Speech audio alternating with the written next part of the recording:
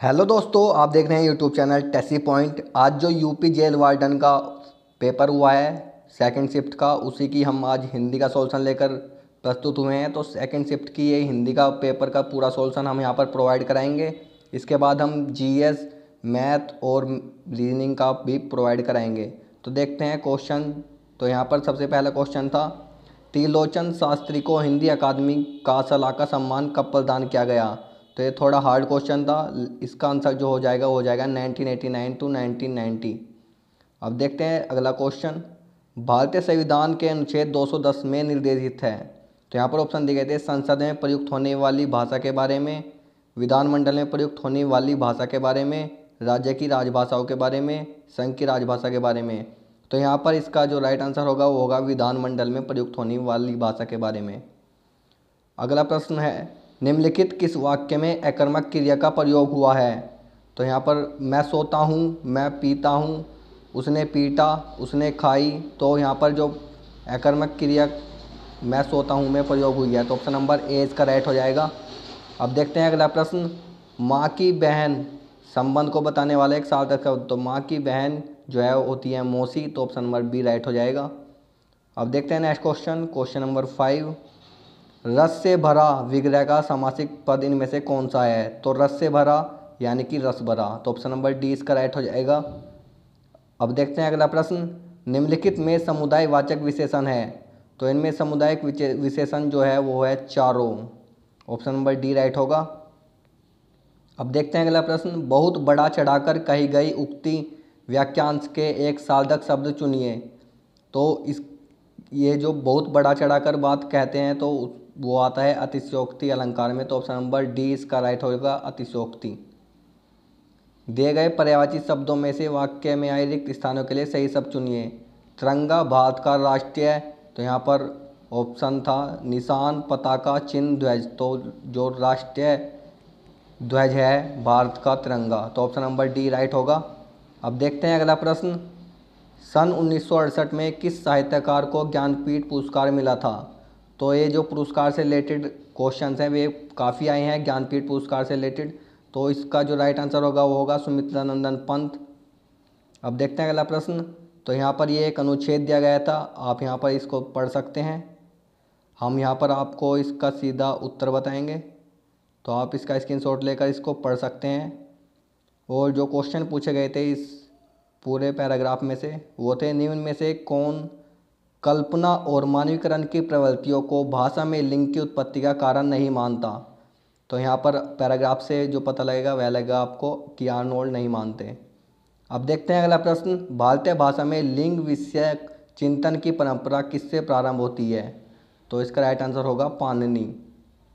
अब देखते हैं अगला प्रश्न, निम्न में कौन सा विद्वान भारोपीय भाषाओं के संदर्भ में यह मानता है कि आ ई प्रत्यय मूल रूप में इस लिंग को व्यक्त नहीं करते। तो ये मानते हैं ब्रुगमैन। तो ऑप्शन नंबर ए इसका राइट हो जाएगा। अब देखते हैं नेक्स्ट क्वेश्चन, निम्न में कौन सा विद्वान भाषा में लिंग का प्रयोग यादृच्छिक मानता है। तो यहाँ पर आप देख सकते हैं यादृच्छिक जो है ब्लूमफील्ड मानते हैं। तो ऑप्शन नंबर डी इसका राइट हो जाएगा। अब देखते हैं नेक्स्ट क्वेश्चन, संस्कृत के व्याकरण में लिंग निर्धारण का प्रमुख आधार है। तो जो लिंग निर्धारण का प्रमुख आधार जो है वह है अर्थ। ऑप्शन नंबर बी राइट हो जाएगा।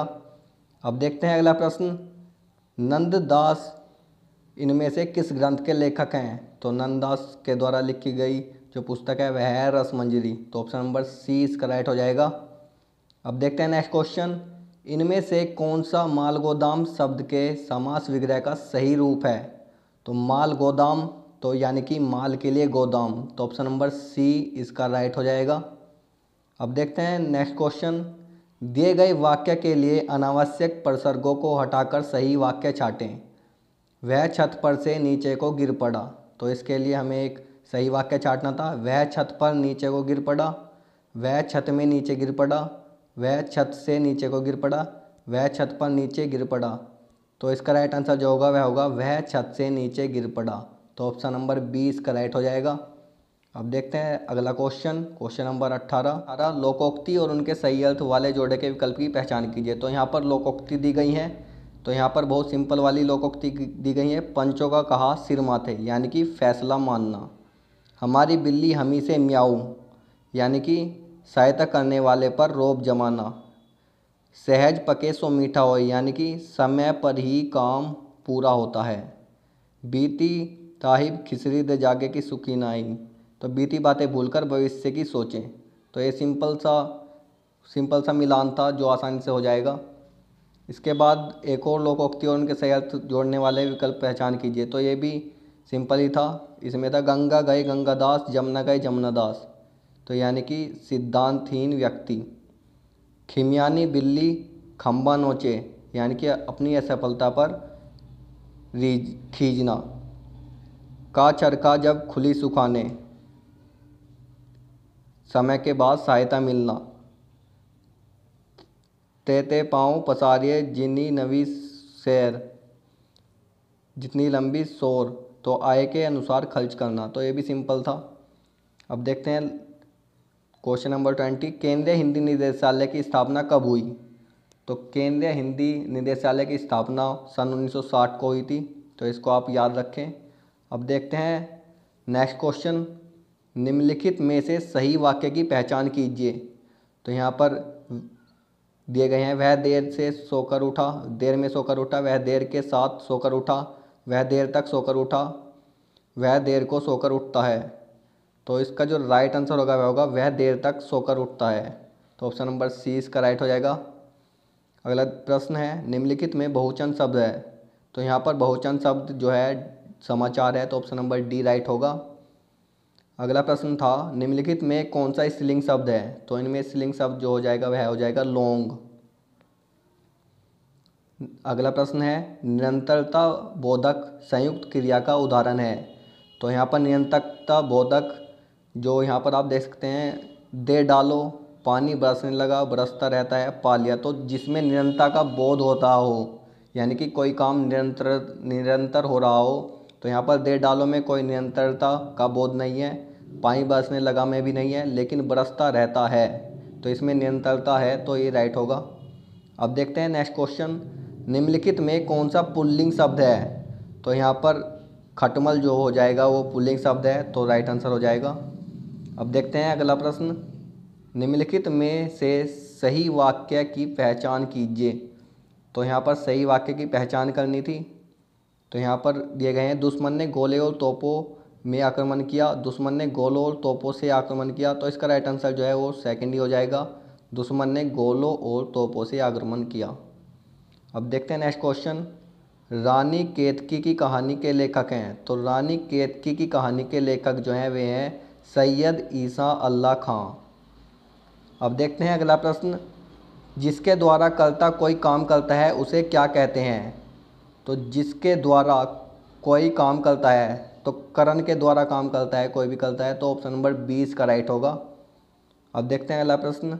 निम्नलिखित वाक्य में आए खाली स्थान के लिए सही शब्द चुनिए।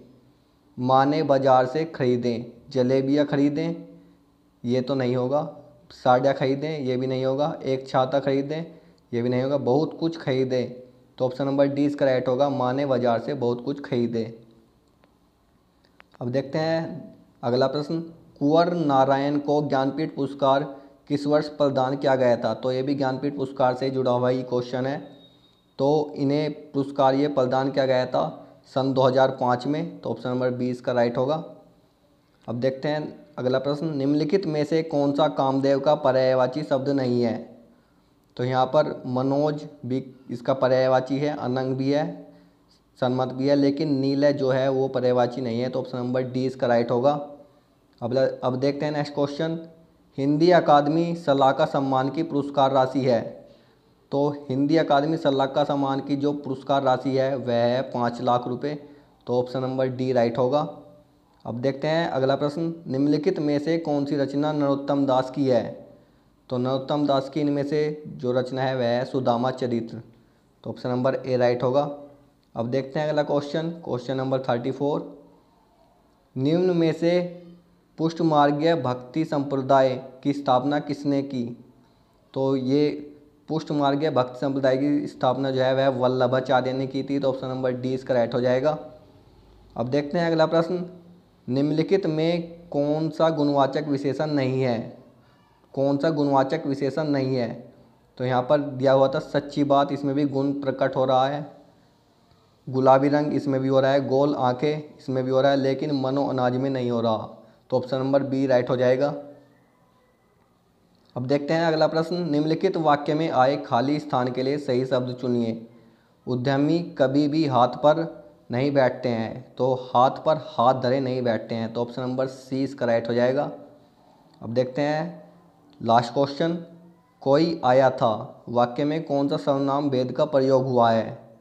तो कोई आया था यानी कि कोई निश्चित नहीं है, तो इसका ये सर्वनाम भेद जो होगा वह होगा अनिश्चयवाचक।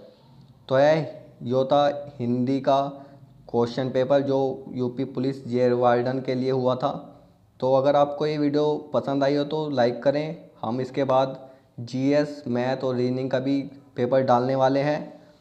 चैनल को सब्सक्राइब कीजिए, और अगर आप इस क्वेश्चन पेपर को पीडीएफ फॉर्म में डाउनलोड करना चाहते हैं तो आप डिस्क्रिप्शन बॉक्स में जो लिंक दिया हुआ है वहाँ से डाउनलोड कर सकते हैं। तो मिलते हैं नेक्स्ट वीडियो में, तब तक के लिए धन्यवाद। जय हिंद, जय भारत।